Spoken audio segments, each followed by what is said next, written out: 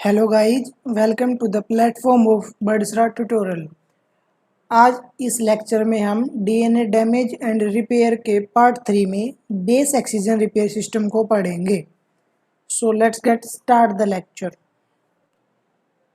The most prevalent way to clean the damage bases is to remove और replace the altered bases. यानी कि जो सबसे अच्छा वे है क्लीन करने का डैमेज बेस को, वो आइदर या तो रिप्लेस कर दिया जाए अल्टर्ड बेस या फिर रिमूव कर दिया जाए। इसके लिए जो बेस एक्सीजन रिपेयर और न्यूक्लियोटाइड एक्सीजन रिपेयर सिस्टम काम आते हैं। न्यूक्लियोटाइड एक्सीजन रिपेयर सिस्टम को हम लास्ट वीडियो में डिस्कस कर चुके हैं, तो आज हम इस लेक्चर में बेस एक्सीजन रिपेयर सिस्टम को डिस्कस करेंगे।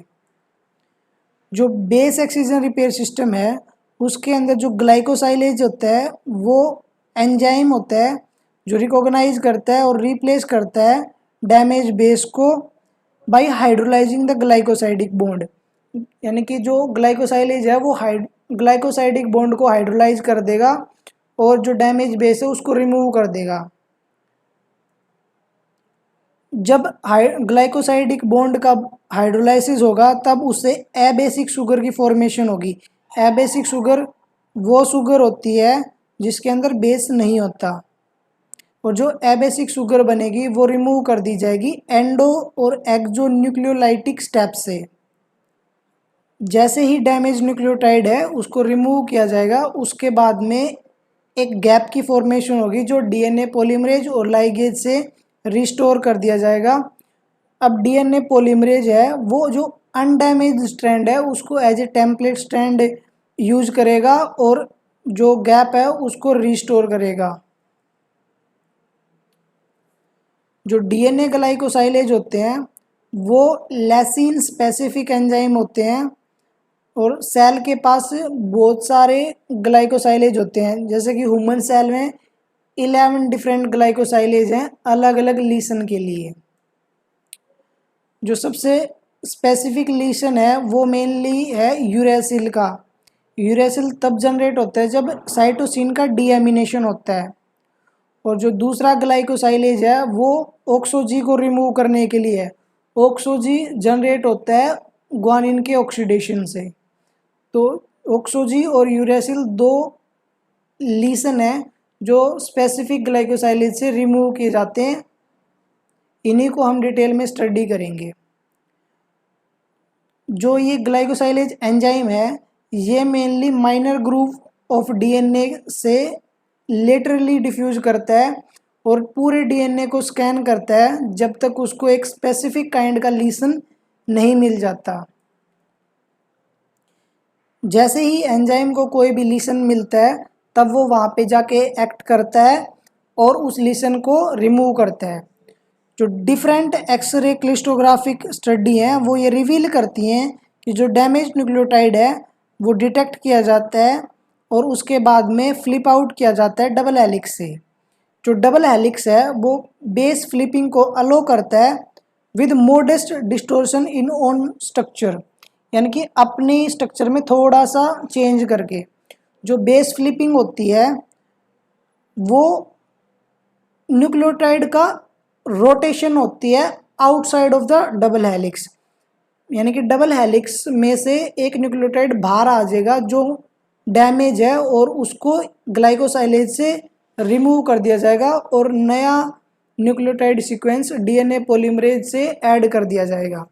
बेस एक्सीजन रिपेयर सिस्टम है उसको हम डायग्राम की हेल्प से और अच्छे से समझते हैं। जैसा कि आप यहाँ पे देख पा रहे हो, यहाँ पे एक यूरेसिल आ गया है जो कि साइटोसिन के डीएमिनेशन से बनता है, और इस पे सबसे पहले ग्लाइकोसाइलेज एंजाइम एक्ट करता है जो इस ग्लाइकोसाइडिक बॉन्ड को तोड़ देता है। जैसे ही ये बॉन्ड ब्रेक होगा तभी वहाँ से यूरेसिल बाहर निकल जाएगा और यहाँ पे एक एपी साइट की फॉर्मेशन होगी। एपी साइट वो साइट थी जहाँ पे जो डीऑक्सीराइबोज शुगर है उसके पास बेस अब्सेंट था। तो बेस अब्सेंट क्यों था? क्योंकि जो ग्लाइकोसाइलेज था उससे ये बॉन्ड ब्रेक हो गया और ये बेस रिमूव होगा। जैसे ही यहाँ पे एपी साइट की फॉर्मेशन हुई उसके बाद में एपी एंडो और एक्सोन्यूक्लियस आएंगे जो इन फॉस्फोडाइस्टर बॉन्ड्स को कट कर देंगे और इस न्यूक्लियोटाइड को रिमूव कर देंगे यहाँ से। जैसे ही ये न्यूक्लियोटाइड रिमूव होगा उसके बाद में यहाँ पे एक गैप की फॉर्मेशन होगी और वो गैप पॉलीमरेज 1 से फिल कर दिया जाएगा। अब जो सेकंड टाइप का डैमेज्ड बेस है वो है ऑक्सो-जी, जो ग्वानिन के ऑक्सीडेशन से फॉर्म होता है। जैसे ही ऑक्सो-जी की फॉर्मेशन होगी वो बेस एक्सचिजन रिपेयर सिस्टम से रिपेयर कर दिया जाएगा। ये बेस फ्लिपिंग की हेल्प से होता है, यानी कि ये वाला न्यूक्लियोटाइड का बेस फ्लिपिंग हो, यानी कि ये न्यूक्लियोटाइड रोटेट होके इस डबल हेलिक्स से बाहर चला जाएगा, यहाँ पे आ जाएगा और एंडोन्यूक्लियस और एक्सोन्यूक्लियस से फिर ये न्यूक्लियोटाइड सीक्वेंस कट कर दिया जाएगा और फिर नया सीक्वेंस ऐड कर दिया जाएगा जो कि करेक्ट होगा। अगर base excision repair system completely work नहीं करता या फिर फेल हो जाता है तो ये ऑक्सो-जी रेप्लिकेशन के दौरान एडेनिन को ऐड कर लेगा, जो कि एक रॉन्ग न्यूक्लियोटाइड है ग्वानिन के साथ। तो इसके बाद में एक नया रिपेयर सिस्टम है जिसको हम फेल सेफ ग्लाइकोसाइलेज कहते हैं, वो इस एडेनिन को रिमूव करेगा और करेक्ट न्यूक्लियोटाइड जो कि साइटोसिन है उसको ऐड कर देगा। सो इस प्रकार से जो डैमेज्ड न्यूक्लियोटाइड है वो रिमूव कर दिया जाएगा बेस एक्सचिजन रिपेयर सिस्टम से और एक नया न्यूक्लियोटाइड सीक्वेंस ऐड कर दिया जाएगा वहाँ पे। और अगर ये फेल भी हो जाता है तो फेल सेफ ग्लाइकोसाइलेज उसको रीचेक करता है और नया न्यूक्लियोटाइड जो कि करेक्ट है उसे ऐड करता है। एक अदर डायग्रामेटिक रिप्रेजेंटेशन है डीएनए ग्लाइकोसाइलेज और ऑक्सो-जी की। इसमें ये वाला डीएनए ग्लाइकोसाइलेज है और ये डीएनए है और ये ऑक्सो-जी है जो कि ग्वानिन के ऑक्सीडेशन से फॉर्म हुआ है।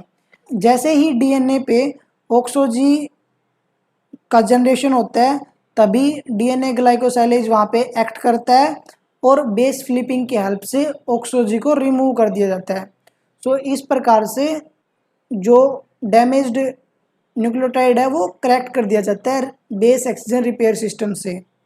This is all from my side. I hope you guys get the concept.